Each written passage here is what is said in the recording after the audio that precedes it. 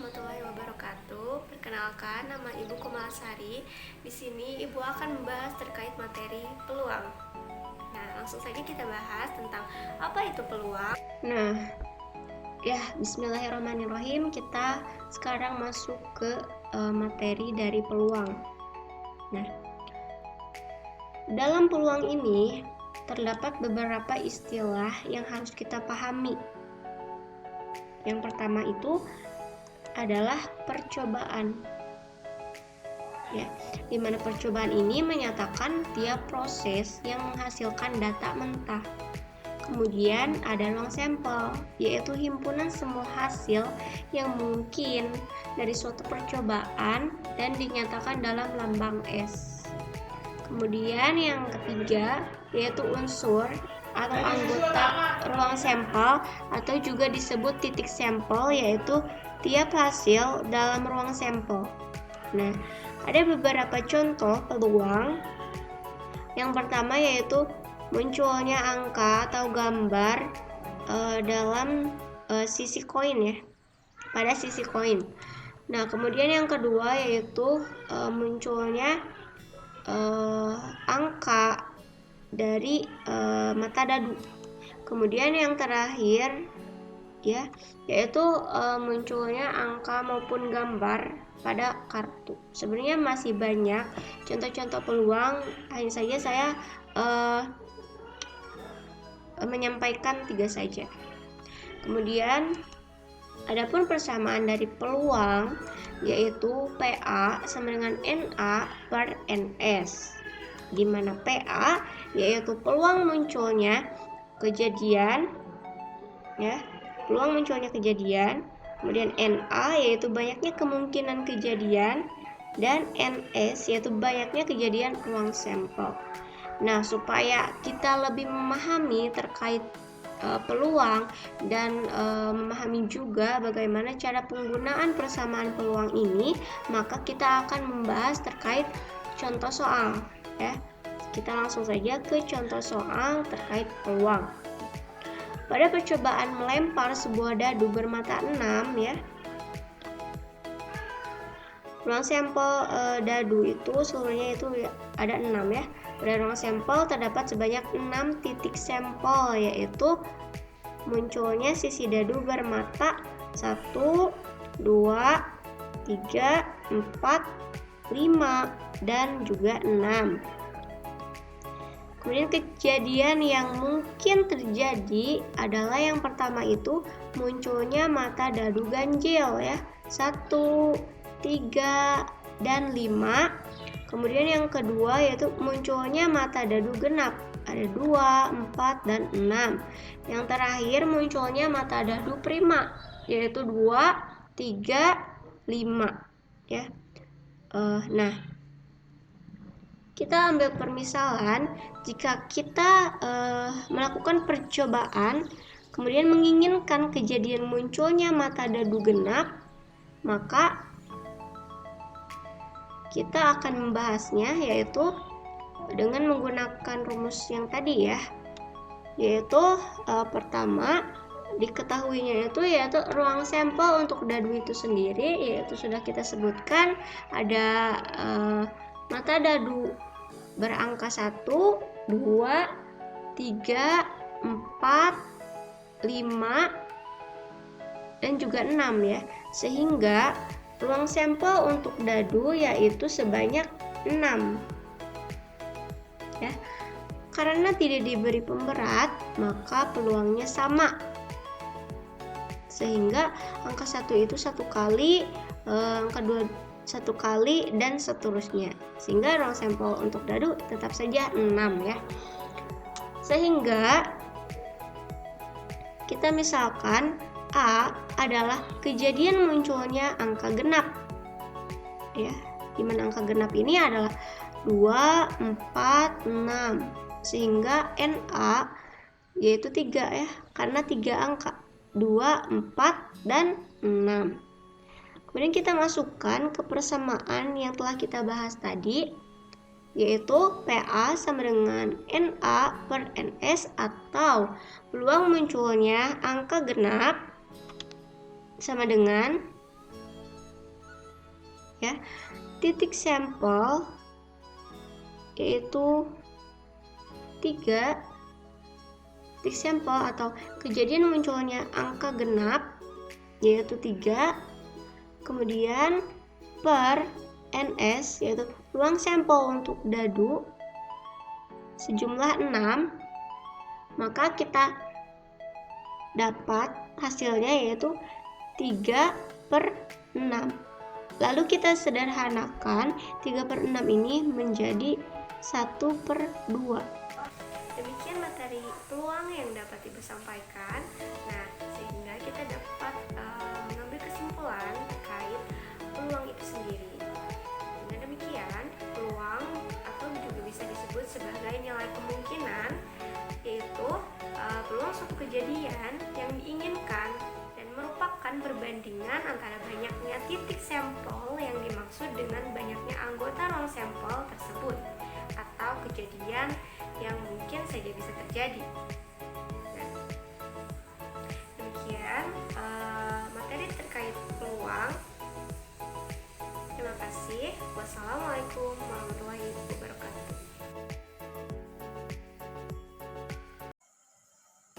Assalamualaikum warahmatullahi wabarakatuh. Halo semua, perkenalkan nama Ibu Lutfika Aditi Suryani. Di video ini, Ibu akan menjelaskan materi tentang triple Pythagoras. Apa itu triple Pythagoras? Yuk disimak baik-baik videonya.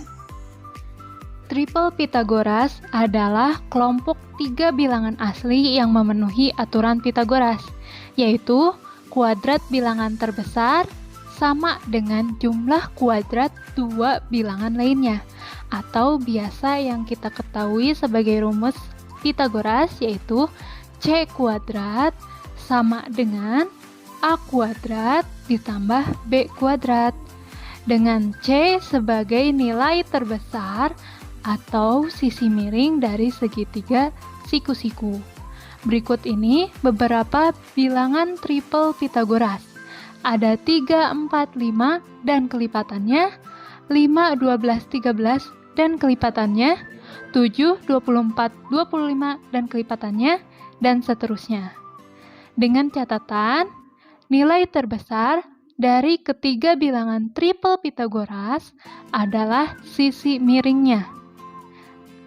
Contoh, 3, 4, 5. Nilai yang terbesar di antara ketiga bilangan tersebut adalah 5. Maka sisi miringnya adalah 5. Lalu, apa yang dimaksud dengan kelipatannya? Artinya, triple Pythagoras ini dapat dikembangkan sendiri dengan mencari kelipatan dari masing-masing triple. Contoh, kita ambil bilangan triple Pythagoras 3, 4, 5. Ketika dikalikan 2, maka diperoleh 6, 8, 10. Dikalikan 3, diperoleh 9, 12, 15, dan seterusnya. Nah, melalui kelipatan ini, kita dapat memperoleh nilai triple Pythagoras yang baru. Lalu, untuk apa kita tahu bilangan triple Pythagoras? Jadi, jika kita dapat menguasai triple Pythagoras ini dengan baik, maka kita dapat menjawab atau mencari panjang sisi pada suatu segitiga siku-siku tanpa harus menghitung. Kita buktikan pada contoh soal berikut. Perhatikan segitiga di samping. Diketahui sisi miringnya 13, tingginya 12. Berapakah panjang alas segitiga tersebut? Ingat bahwa bilangan triple Pythagoras yang anggotanya 12 dan 13 adalah 5, 12, 13. Sehingga panjang alasnya adalah 5.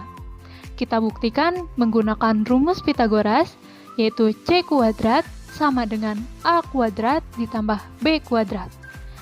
C atau sisi miring atau nilai terbesar pada segitiga tersebut adalah 13 dan tinggi atau B pada segitiga tersebut adalah 12. Maka 13 kuadrat sama dengan A kuadrat ditambah 12 kuadrat. 169 sama dengan A kuadrat ditambah 144 atau A kuadrat sama dengan 169 dikurangi 144. A kuadrat sama dengan 25, A sama dengan akar 25. Jadi A sama dengan 5. Terbukti ya, jika panjang alas segitiga tersebut adalah 5. Contoh soal berikutnya. Jika diketahui sisi miringnya 10 dan tingginya 8, berapakah panjang alas segitiga tersebut? Kita misalkan alas segitiga tersebut dengan A. Lalu perhatikan bahwa 10 dan 8 dapat kita perkecil dengan membagi dua bilangan tersebut dengan 2. 10 dibagi 2, 5. 8 dibagi 2, 4. A dibagi 2 jadi A per 2. Ingat bahwa bilangan triple Pythagoras yang anggotanya 5 dan 4 adalah 3, 4, 5. Sehingga A per 2 sama dengan 3. Kita sederhanakan dengan kedua ruas kita kalikan 2.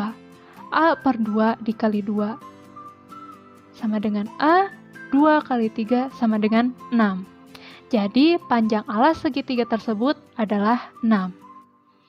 Contoh soal berikutnya. Jika diketahui sisi miringnya 4 dan alasnya 3, berapakah tinggi segitiga tersebut? 5? Bukan, jawabannya bukan 5. Mengapa? Coba kalian perhatikan.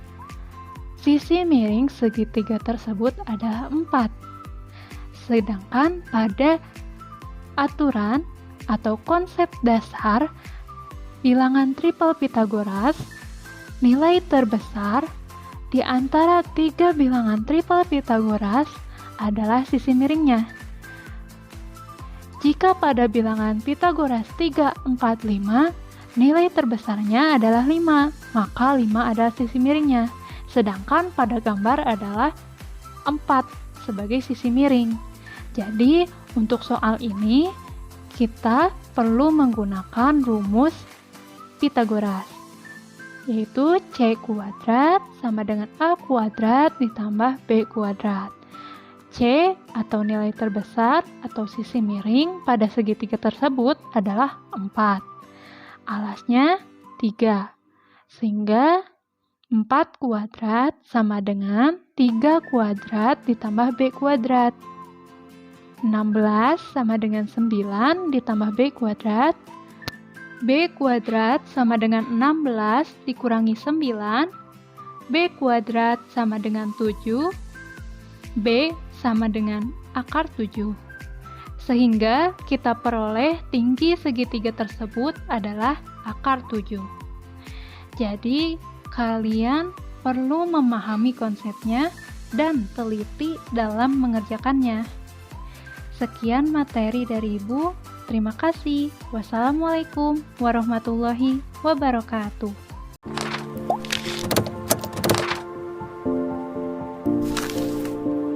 Assalamualaikum warahmatullahi wabarakatuh. Perkenalkan, nama saya Resia Putri Nur Fatoni. Pada kesempatan kali ini, saya akan membahas tentang integral tak tentu fungsi aljabar. Jadi, integral itu ada dua. Yang pertama, integral tertentu, dan yang kedua, integral tak tentu. Nah, khusus pada video kali ini, saya akan membahas tentang integral tak tentu fungsi aljabar. Integral tak tentu fungsi aljabar. Integral tak tentu atau antiderivatif adalah suatu bentuk operasi pengintegralan dari suatu fungsi yang menghasilkan fungsi baru, yang mana fungsi tersebut belum memiliki nilai yang pasti. Notasinya seperti ini.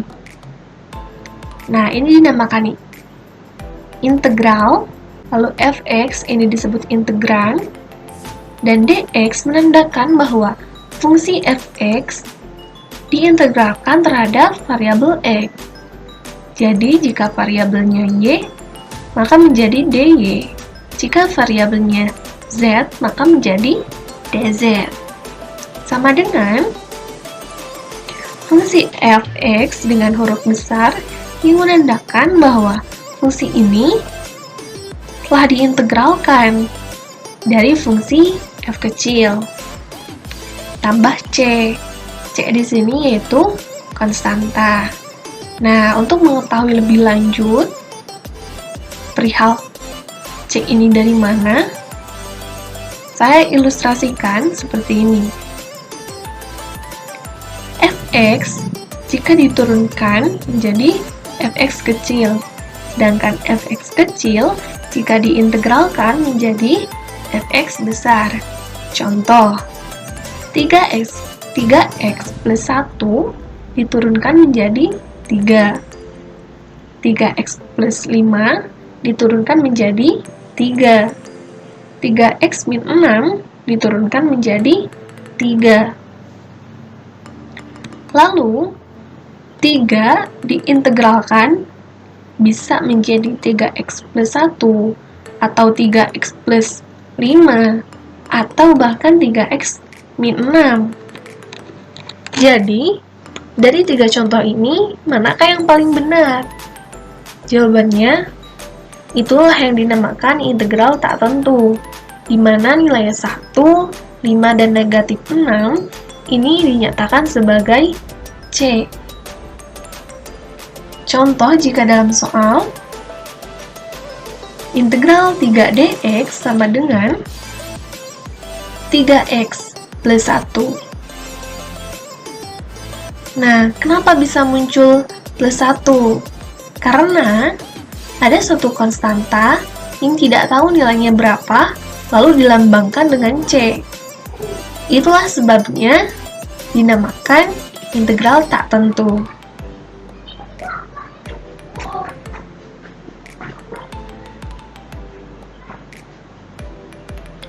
Lalu, selanjutnya adalah rumus-rumus integral tak tentu fungsi aljabar. Yang pertama, yaitu integral dx sama dengan x plus c. Nah, di sini sebenarnya ada konstanta, yaitu 1. Namun, dalam matematika, 1 itu tidak tertulis. Yang kedua, yaitu integral k dx sama dengan kx plus c.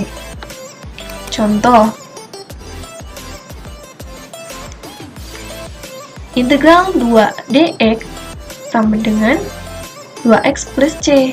Jadi kita hanya tinggal memasukkan variabel x. Lalu, yang ketiga adalah integral ax n dx sama dengan a per n tambah 1 x n tambah 1 plus c, di mana a dan n merupakan bilangan bulat dengan a yaitu adalah konstanta. Ini adalah pangkat dari x dengan syarat n tidak sama dengan 1. Contoh dalam soal, integral 5x kuadrat dx sama dengan, nah, a di sini adalah 5 dan n di sini adalah 2. Maka 5 per 2 tambah 1, x pangkat 2 tambah 1, jadi sama dengan 5 per 3 kali x pangkat 3 tambah c. Lalu yang keempat, yaitu integral k fx dx sama dengan k integral fx dx. Nah, k di sini merupakan bilangan bulat. Contoh, integral 3x kuadrat dx sama dengan, nah, 3-nya itu dikeluarkan. Seperti di sini, k-nya dikeluarkan. Nah, 3-nya dikeluarkan, lalu integral x kuadrat dx. Integral x kuadrat yaitu 1 per 2 tambah 1, x2 tambah 1 ditambah c. Jadi, 3 dikali 1/3 X pangkat 3 ditambah C. Hasilnya, X pangkat 3 tambah C.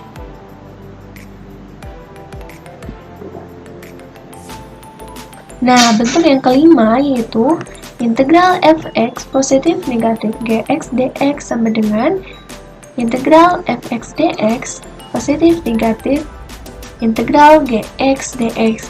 Jadi, yang semulanya bersatu di sini dipisah. Contoh, integral x kuadrat ditambah 3x dx sama dengan integral x kuadrat dx tambah integral 3x dx.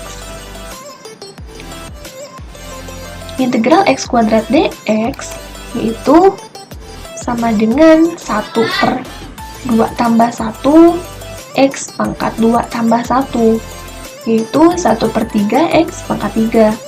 Sedangkan integral 3x dx yaitu 3/1 tambah 1 kali x pangkat 1 tambah 1, yaitu 3/2 x pangkat 2.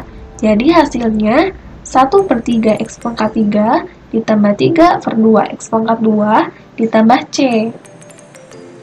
Lalu yang keenam yaitu integral k dikali ax tambah b pangkat n dx sama dengan k per a kali n tambah 1 kali ax tambah b pangkat n tambah 1 tambah c. Dengan catatan, bentuk integral yang keenam ini hanya berlaku jika angka pada pangkat x adalah 1. Jika angka tersebut selain 1, maka hasilnya itu akan berbeda-beda. Contoh, integral 3 kali 2x tambah 1 pangkat 2 dx sama dengan, nah 3 ini adalah K, 2 adalah A, 5 adalah B, dan 2 pangkat 2 di sini adalah N. Sama dengan, tinggal masukkan 3/2 kali 2 tambah 1 dikali 2x tambah 5 pangkat 2 tambah 1 tambah C sama dengan 3/2 kali 3, 6. Jadi 3/6 ya. Dikali 2x tambah 5 pangkat 3 ditambah C. Nah, 3/6 ini diperkecil menjadi 1/2. Jadi 1/2, 2x tambah 5 pangkat 3 tambah C sama dengan, nah 2 kali 1/2 yaitu 1, berarti di sini x, sedangkan 5 dikali 1/2 yaitu 5/2. Berarti 5/2 kita cantumkan di sini. Hasilnya x tambah 5/2 pangkat 3 tambah c. Wassalamualaikum warahmatullahi wabarakatuh.